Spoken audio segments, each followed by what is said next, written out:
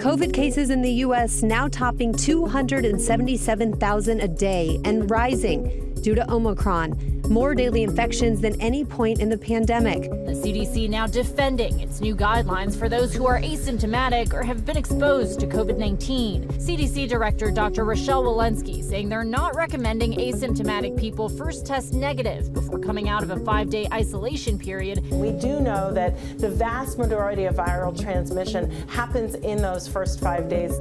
The alternative would be something that nobody wants, and that's to shut down the country completely. Lines at testing sites are stretching for blocks from Ohio to Texas and New York.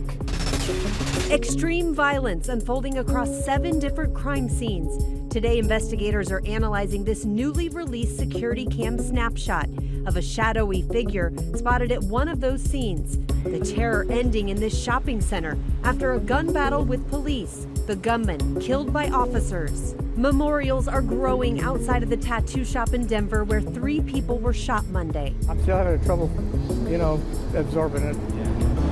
It's just a shock to everybody. Alfredo Cardenas' daughter, Alicia Cardenas, was shot to death.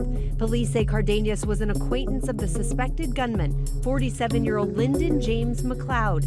Police saying McLeod had been investigated in 2020 and 2021 and was known to harbor extremist views. Based on what we know, it does appear that the offender was targeting specific people. 6 people died in the shooting, including the gunman.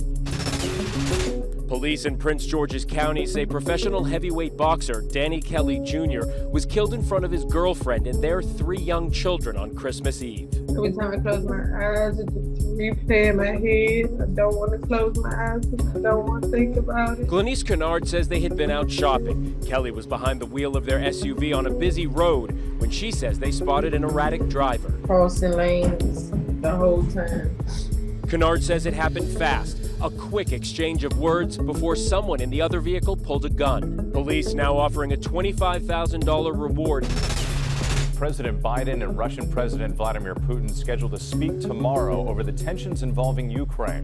The White House confirms Putin requested the call to discuss several issues. The Biden administration concerned about the tens of thousands of Russian troops on the border.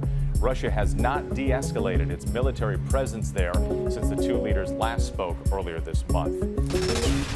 A Florida man has been charged with fraud, allegedly using COVID-19 relief funds to pay for a lavish lifestyle. Police say 27-year-old Velisky Barosi of Fort Lauderdale obtained more than $2.1 million in PPP loans using the funds to buy a Lamborghini, luxury watches, and designer clothes from Louis Vuitton, Gucci, and Chanel. The government program for forgivable loans is intended to help small businesses in the pandemic. Of the host of charges, including wire fraud, if convicted, Barosi faces up to 132 years in prison.